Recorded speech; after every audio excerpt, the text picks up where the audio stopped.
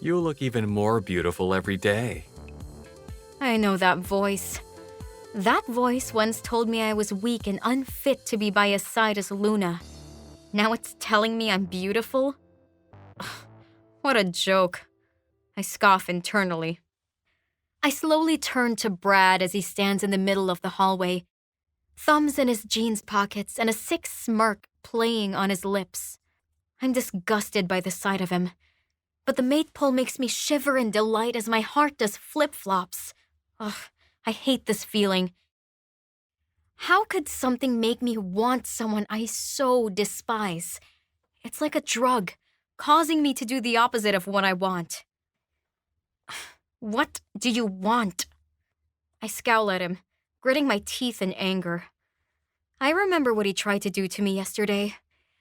If Lana hadn't arrived the time she did, God knows I wouldn't be able to resist him for long. 1, because of his alpha strength. 2, because of the damn mate pull. His smirk falls off and turns into a scowl at my cold tone. He moves closer to me, looking intimidating with his bulk figure and alpha aura. But I take my stand and look him back in the eye. An average wolf would cower at the sight of their alpha's aura, but not me.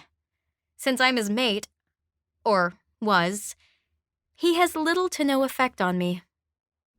Weren't you the one giving me seductive glances in class? I just came to accept your invitation. He raises his palm and slowly skims it across my cheeks and down my neck. You smell so good. He purrs into my neck, running his nose down it. I'm about to raise my leg and knee him in the balls when I hear a familiar feminine voice gasp behind him. Brad? What are you doing? Stacy has her palm over her lips as she stares at us in shock.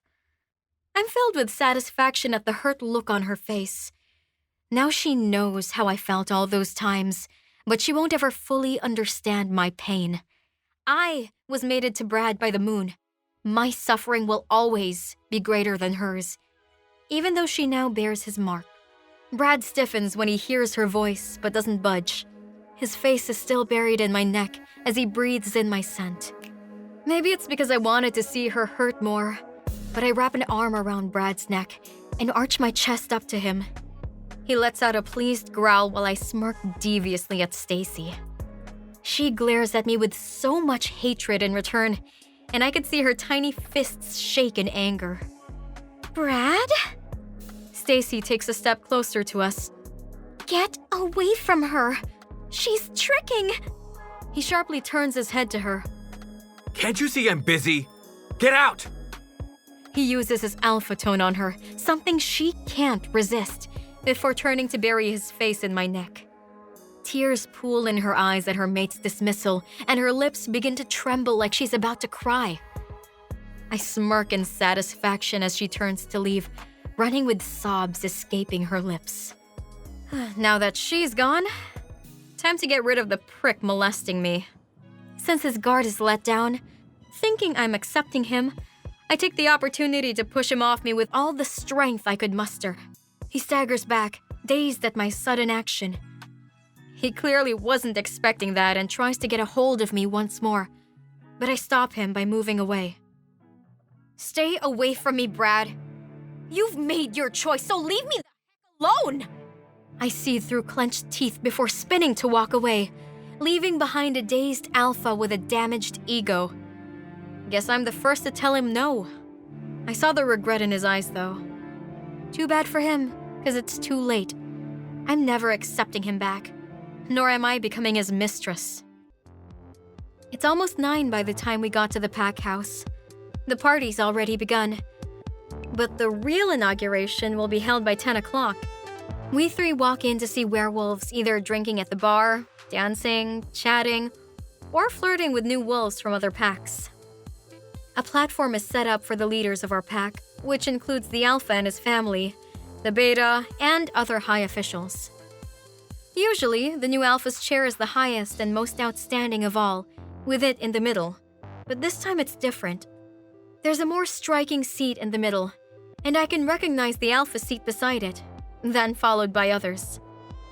I guess Lana and Gina were right. A prince is coming tonight.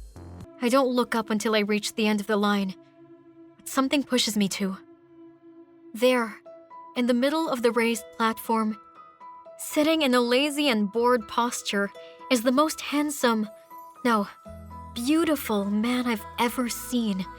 His hair is a golden color like the sun, and he has high cheekbones and a sharp jawline. He may look bored, but his eyes are blazing as he stares right back at me. I can feel the intensity in them as he raises his hand, stroking a floral scarf in them. Wait, that's my scarf.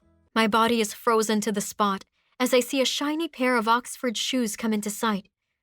My neck aches from staring down, and my muscles feel tense. I can see the owner of the shoes slowly walk around me before stopping behind me. Then, I suddenly feel his hand brush away my hair from my neck, leaving it bare. His palm grazes my skin, and I shiver at his touch. That's odd. Usually, my wolf and I would recoil at another man's touch. Maybe it's because she can sense the power radiating from him, so she doesn't want to seem disrespectful. I feel his breath suddenly fanning the area he left open before I hear him inhale a deep breath.